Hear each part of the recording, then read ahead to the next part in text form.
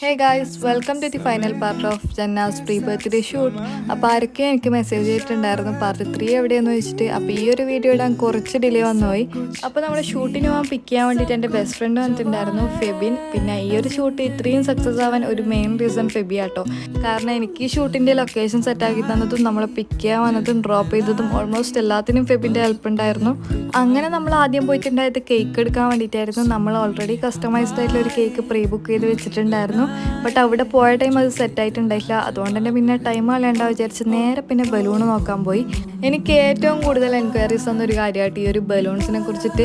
ഇത് ഏത് type ബലൂൺസാണ്, hydrogen ആണോ ഹീലിയം ആണോ, ഇതിലെങ്ങനെയാണ് ഹൈഡ്രജൻ ഫില്ല് ചെയ്യുന്നത്, ഇത് ഏത് ഷോപ്പിൽ നിന്നാണ് വാങ്ങിയത്, ഇത് ഓൺലൈനിൽ കിട്ടും, അങ്ങനെ കുറേ ക്വസ്റ്റ്യൻസ് വന്നിട്ടുണ്ടായിരുന്നു.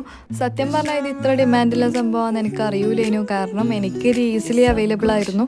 ഇനി ഇതിനെക്കുറിച്ച് അറിയാത്തവർക്ക് വേണ്ടിയിട്ട് ഞാൻ ജസ്റ്റ് പറയാം. ഇത് ഹൈഡ്രജൻ ബലൂണാണ്. നമുക്ക് ആ ഷോപ്പിൽ തന്നെ അവർ ഹൈഡ്രജൻ ഫില്ല് ചെയ്ത് തരുന്നതാണ്.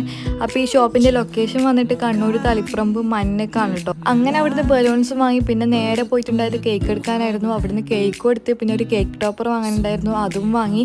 അപ്പോഴൊക്കെ ടൈം നല്ല ഡിലേ ആയിട്ടുണ്ടായിരുന്നു. 5 മണിയൊക്കെ കഴിഞ്ഞിട്ടുണ്ടായിരുന്നു. നമ്മൾ 4 മണിക്ക് പ്ലാൻ ചെയ്തത് ഷൂട്ടായിരുന്നു. പിന്നെ എനിക്ക് ഭയങ്കര ടെൻഷനായിരുന്നു കേട്ടോ, ലൈറ്റ് പോവുമോ, ഇതിന് നല്ല ഫോട്ടോസ് കിട്ടുമോ എന്നൊക്കെ ഉള്ളത്. ബട്ട് മാഷാഅല്ലാഹ് ഞാൻ വിചാരിച്ച പോലെ നല്ല ഫോട്ടോസും വീഡിയോസൊക്കെ എനിക്ക് കിട്ടിയിട്ടുണ്ടായിരുന്നു. ഞാൻ ഭയങ്കര ഹാപ്പി ആൻഡ് സാറ്റിസ്ഫൈഡ് ആയിരുന്നു.